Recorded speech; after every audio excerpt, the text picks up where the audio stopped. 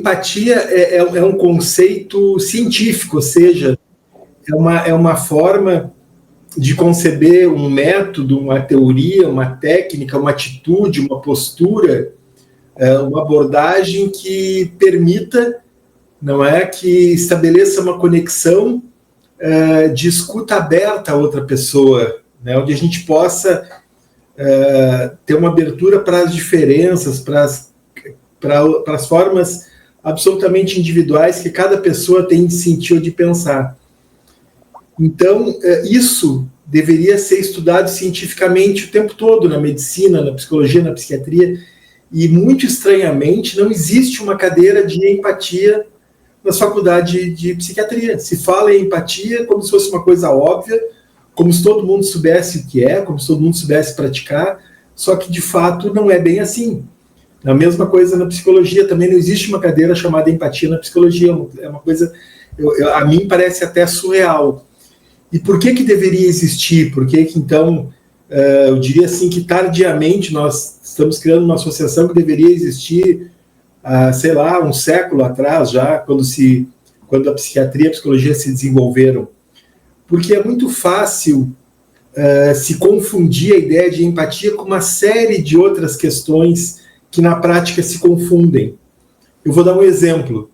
Simpatia.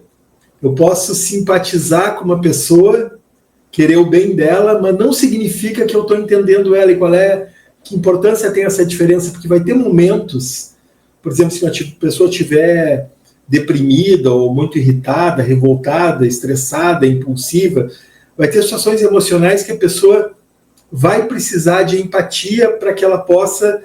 A empatia numa relação é uma postura, uma atitude, um método, enfim, uma abordagem que ajuda a pessoa a se comunicar consigo mesma, a se conectar consigo mesma e entrar num estado de equilíbrio.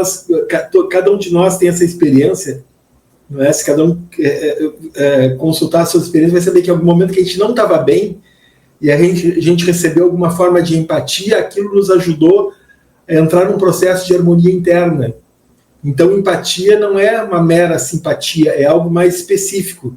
Uma pessoa pode simpatizar com a gente e não conseguir nos ajudar numa hora que a gente precisa. Empatia também não é sedução.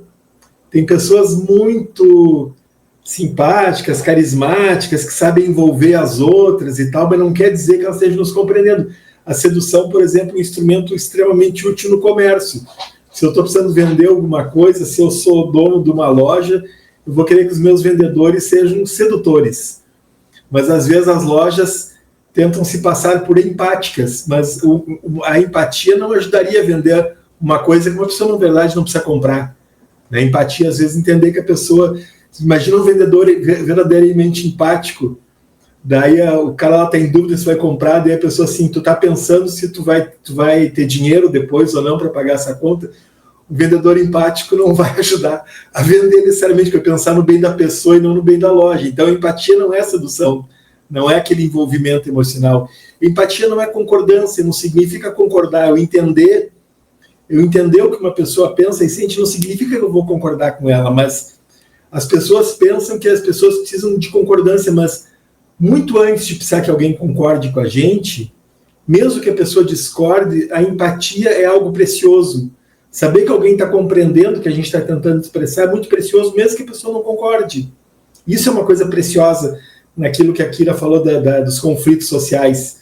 As pessoas não precisam concordar, elas podem discordar, mas se discordarem de uma forma empática, essa comunicação está num outro nível, está num nível de qualidade de relacionamento, de respeito, é um outro nível. A empatia ela tira uma divergência do nível belicoso para um nível mais harmônico socialmente de relação. Então, empatia também não é concordância.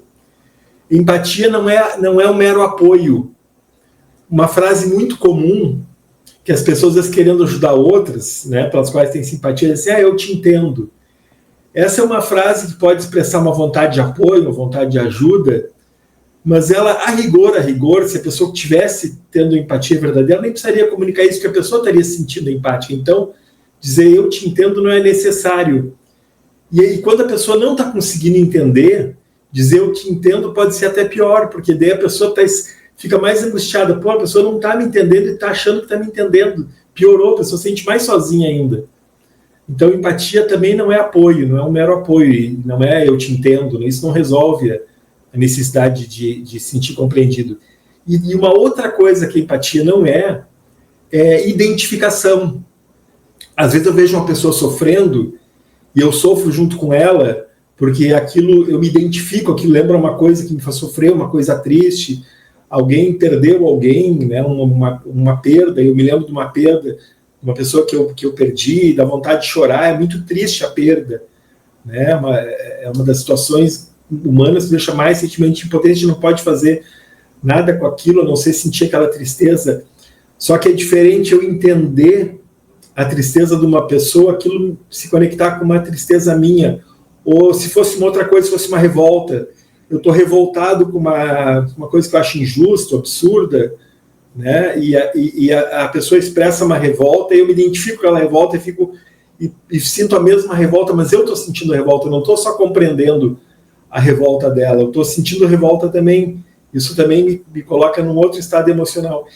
Então eu dei uma série de exemplos justamente para explicar por que é importante estudar o que é realmente empatia, porque tem um monte de coisas que não são empatia e se confunde com ela, e quando essas outras formas que são confundidas com empatia entram em ação no lugar dela, num momento difícil ou importante, a gente pode estar deixando de ajudar uma pessoa que precisa ser ajudada.